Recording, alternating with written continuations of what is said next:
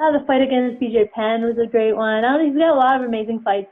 Oh, with Johnny Hendricks, that was an awesome fight. That was by far my favorite.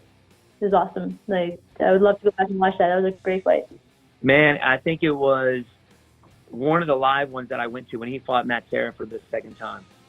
You know, the first time he fought Matt Serra, the electricity in that arena was I don't think it has been topped since.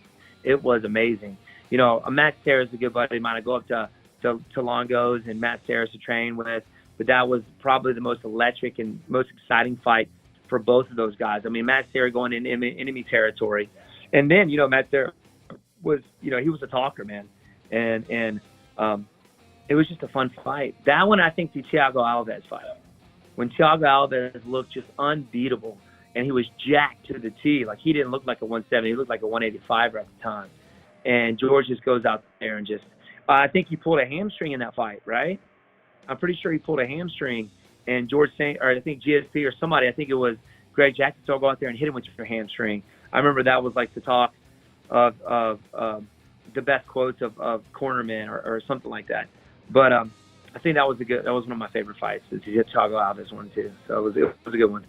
The Kimura reversal step around armbar against Matt Hughes was beautiful and ahead of its time. Just his fight career in general, to see the progressions that he kind of made. And he was that fighter who, you know, you kind of watch some of these fighters and they didn't really change up their games as much, but you'd hear him doing like, hey, for this fight cam, I'm going to like throw in some gymnastics that I'm going to like start implementing too.